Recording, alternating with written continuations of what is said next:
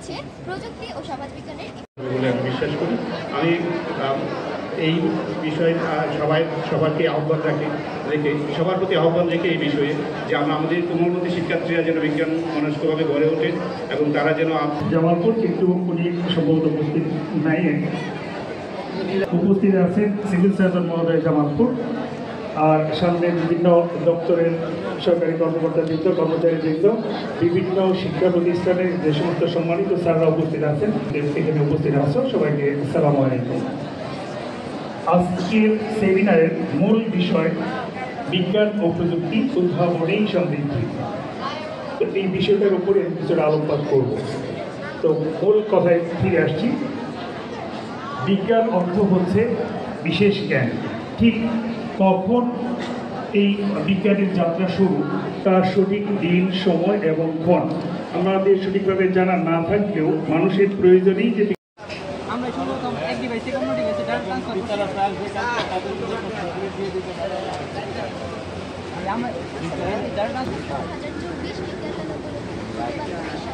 বিজ্ঞান ও প্রযুক্তি উদ্ভাবনী এই প্রতিপাদ্য বিষয়কে কাজে লাগিয়ে আমরা আমাদের এই সমগ্র প্রজেক্ট তৈরি করেছি।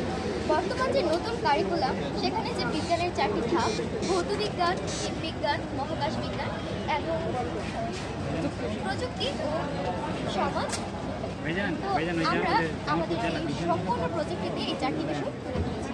এটি হচ্ছে প্রযুক্তি ও সমাজবিজ্ঞানের একটি উদাহরণ। এটা উপস্থাপন করবে একটি আদর্শ শিশু পার্ক।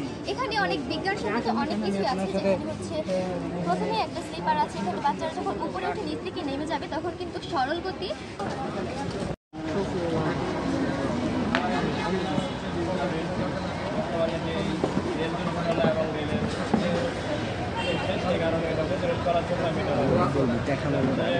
অটোমেটিক কাজ করবে এবং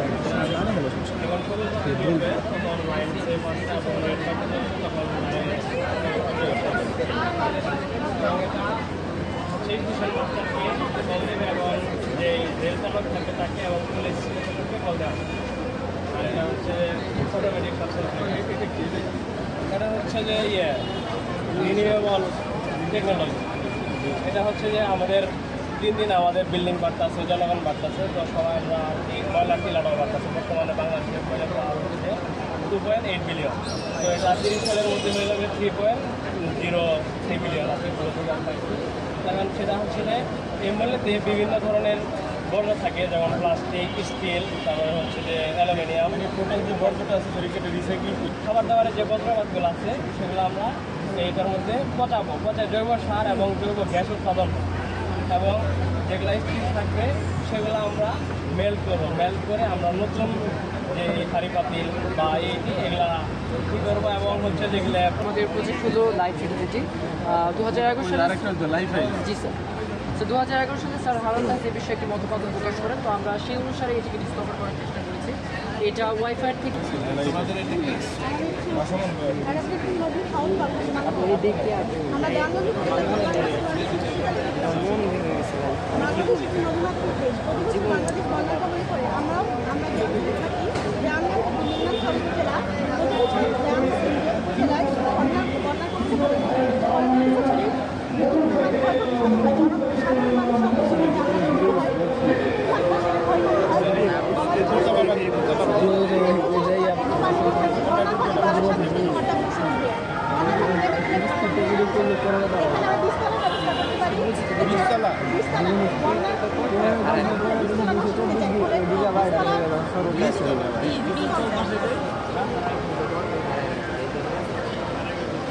আর কালকে আছে, কালকে শেষ হয়ে যাবে।